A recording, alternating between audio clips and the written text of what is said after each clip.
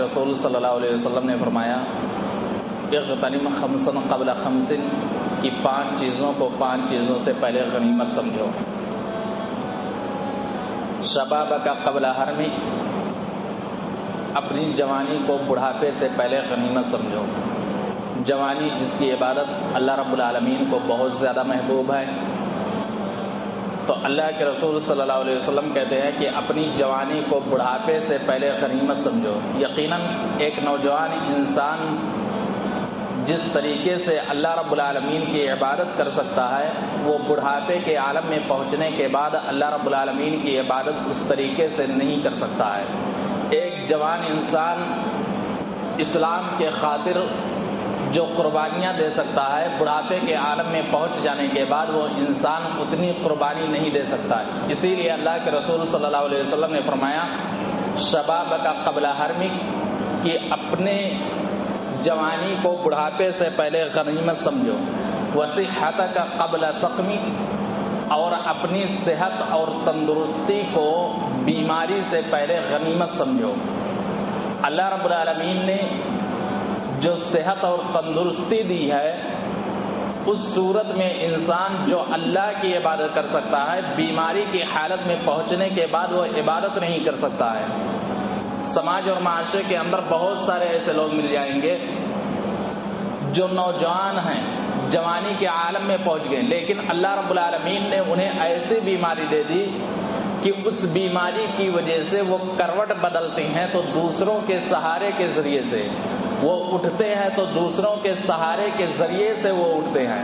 تو جب اٹھنا بیٹھنا وہ دوسروں کے سہارے پر ہو گیا ہے، تو وہ اللہ رب العالمین کی عبادت انسان کیسے کر سکتا ہے؟ اسی لیے اللہ کے رسول صلی اللہ علیہ وسلم نے کہا کہ اپنی صحت اور تندرستی کو بیماری سے پہلے غنیمت سمجھو. وغناک قبل فقرک، اور اپنی مالداری کو فقیری سے پہلے غنیمت سمجھو. ایک مالدار انسان مال کے ذریعے سے جو مدد کر سکتا ہے، غریب انسان وہ اس طریقے سے مدد نہیں کر سکتا ہے. اور انسان کے پاس جب تک مال ہے تو اسے اس مال کے ذریعے سے مدد کرنی چاہیے، کیونکہ اسے معلوم نہیں ہے کہ کب اللہ رب العالمین اس انسان کو غریب اور فقیر قلاص انسان بنا دے. اسی لیے اللہ کے رسول صلی اللہ علیہ وسلم نے کہا کہ اپنی مالداری کو فقیری سے پہلے تم غنیمت سمجھو. اللہ نے جو مال و دولت دیا ہے تم اس مال و دولت کے ذریعے سے مدد کرو اور اس کے ذریعے سے تم اللہ رب العالمین کو راضی کرنے کی کوشش کرو.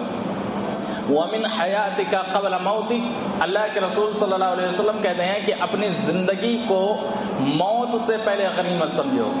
زندگی جو اللہ رب العالمین نے دی ہے، اللہ رب العالمین نے جو زندگی دی ہے، زندگی میں اللہ رب العالمین کو راضی کرنے کی کوشش کرو، کیونکہ انسان جب مر جاتا ہے تو کوئی بھی نیک اعمال نہیں کر سکتا ہے، اس کے سارے اعمال منقطع ہو جاتے ہیں.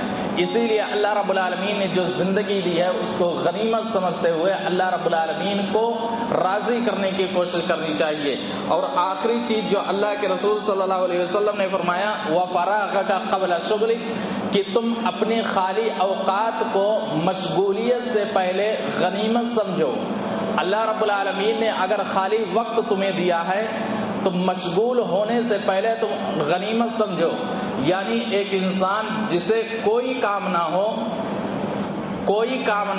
صرف خالی ہو، تو خالی وقت میں جو اللہ کی عبادت کر سکتا ہے، مشغول ہونے کے بعد وہ انسان اللہ رب العالمین کی عبادت نہیں کر سکتا ہے.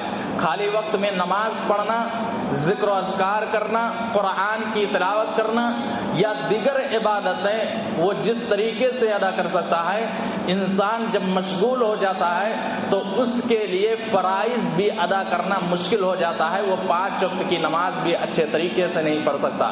تو اللہ کے رسول صلی اللہ علیہ وسلم نے کہا کہ اپنے خالی وقت کو تم مشغول ہونے سے پہلے غنیمت سمجھو. اگر خالی وقت اللہ رب العالمین نے دیا ہے تو اس میں اللہ رب العالمین کو راضی کرنے کی کوشش کرو.